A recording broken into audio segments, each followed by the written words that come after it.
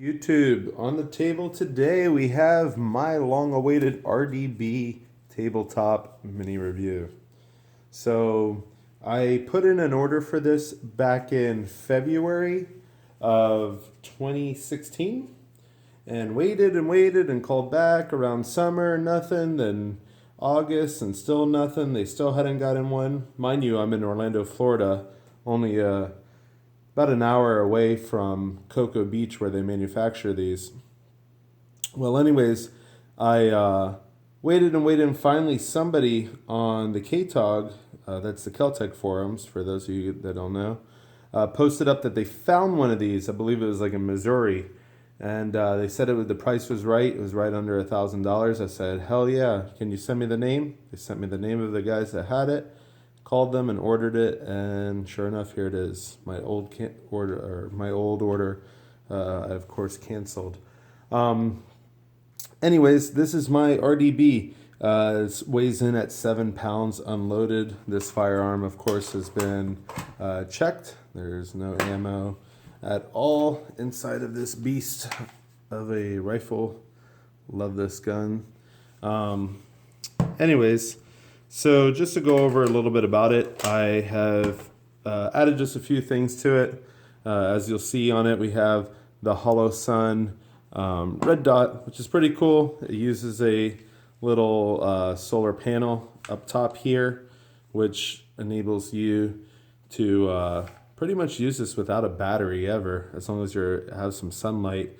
But it also does have a battery tray that fits in right under here. Which is pretty cool. And that gives it 50,000 battery life, hours of battery life, I believe. It comes with a kill flash. Pretty cool sight. You'll see, we probably can't see it with all these lights that I have going on here. But yeah, it's not going to happen. But pretty much what it is it's very similar to an EOTech in the fact that it's a 2 MOA dot with a ring around it, which it makes for a real quick acquisition of targets. This gun is fully ambi. You've seen that already, I'm sure, heard about it. But just to show you real quick, you have your fire and safe here, and you flip this guy around, and same thing right here, fire and safe, ready to go, right where it should be, where God intended it for. As far as the charging handle, you see I just dropped it there. It's pretty neat field operations. You can hook it up here, or you can flip it around and hook it up to the other side. Another really cool feature of this rifle is the fact that it does have a adjustable gas block, which you'll see right here. You can move around. You'll notice I added a little paint there to put it right where I like it. And pretty much I've shot 200 rounds of Federal, American Eagle black box through this. 55 grain, shot very accurately, right around 2 MOA, and I've had no hiccups with it. It's been phenomenal. Really great firearm. The best part about it, other than the downward ejection, for those of you guys that don't know, your mag sits here once you push it in, and it strips a bullet, puts it into the 17-inch barrel, fires, and then it drops the rounds right out the bottom here. So you never get brass shot in your face, which is pretty cool. Another clever thing is you can't put your mag into the wrong slot. It always goes right nice where it needs to be. And mag release, push it, they drop free. Real nice and easy. Anywho, so yeah, real nice light rifle.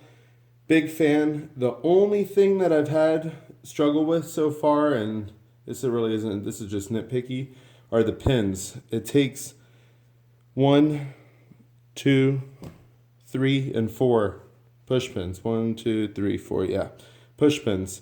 And these pins are stiffer than a bitch on prom. It is ridiculous. These are the tightest pins I've ever had in my life. They just take a lot of force to get pushed through, but I'm sure with some CLP and time, I have made them a little bit better, but it's just taking time. I don't break this gun down every day or anything like that. But you'll see I added an AFG on it and the TLR1. This thing is a very handy package. One thing I want to show too is the size comparison to an SBR. Bear with me one moment, let me grab my SBR. All right, so just to pick up where we left off, here is my Sestava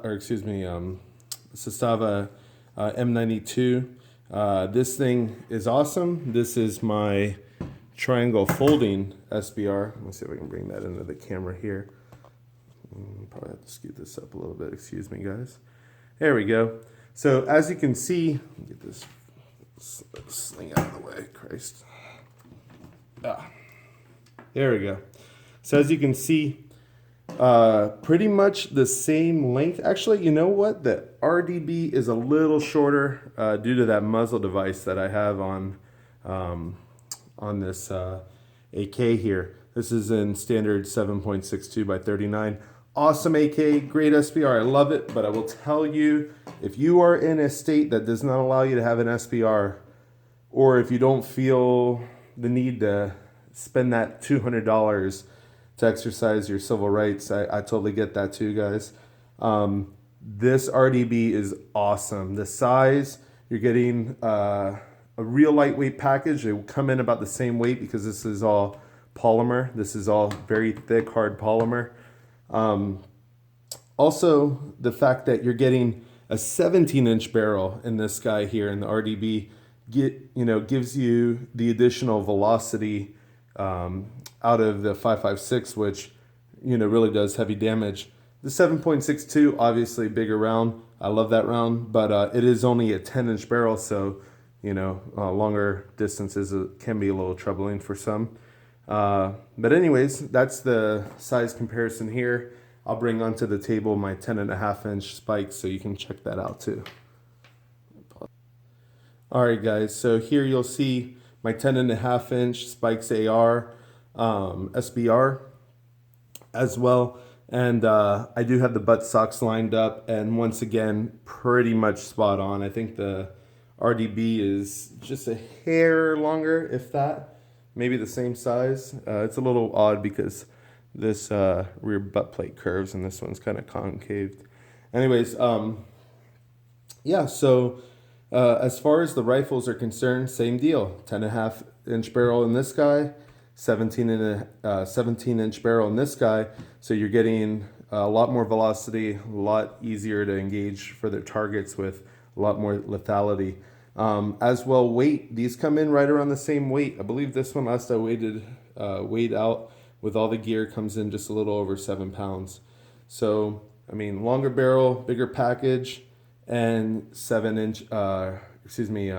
pounds.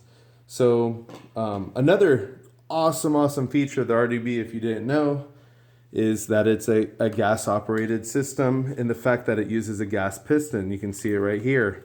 Very nice and easy. So what this allows you to do, let me hit the drop down.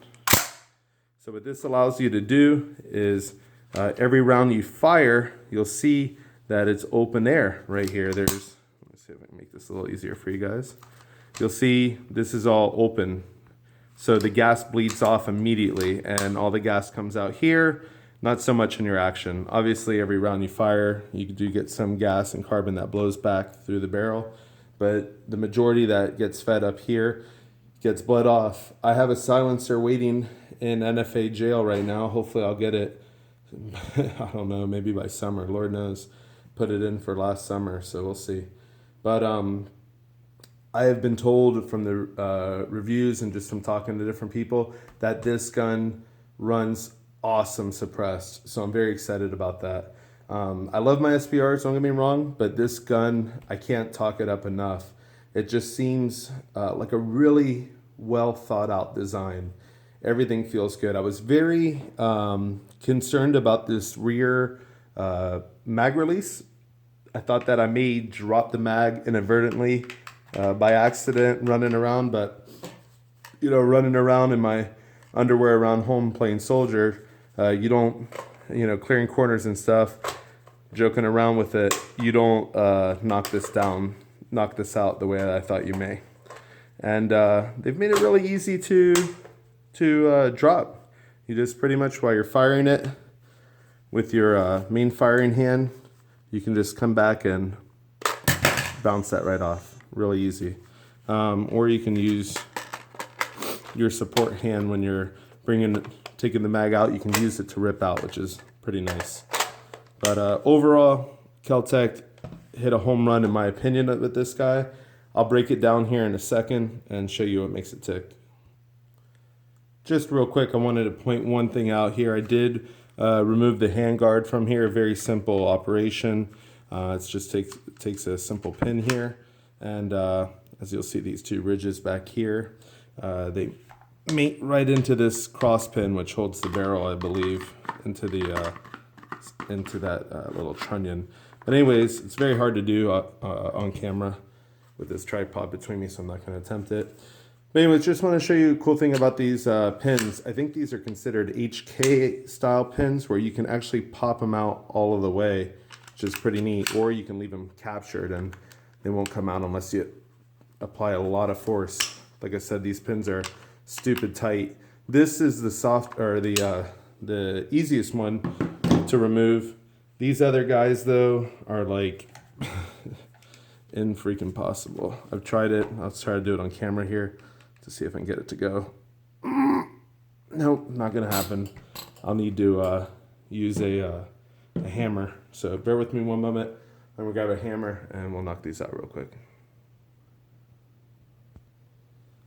So as you'll see here, right now, I'm gonna have to use the hammer, or not a hammer, but 2 screwdrivers really to loosen these up. I got 2 of them out.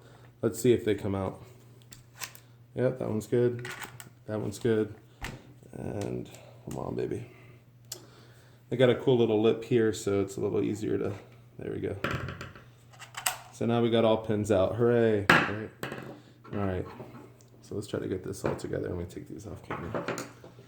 So now that we have our pins out, this is pretty standard affair. So this guy will now, let's make sure we got everything out. Leave that in. Okay. So now this guy should, there we go, unhinge, right? That's your lower. You don't have to take it out all the way, but it does make for easier maintenance. As you'll see, you got your springs in there, and just pretty simple operation. It's got double springs, which I kind of like. If one fails, maybe that'll help. Lord knows, I haven't really looked too much at this system, but yeah. And that's your hammer back here. This is what shoots all the way forward and hits your bullet. Let's see here. And then this is the guts. Oh no, what happened? I broke my gun, right? No. This gun is very simple to maintain. Very, very easy. You'll see this all comes apart. This is genius on their end.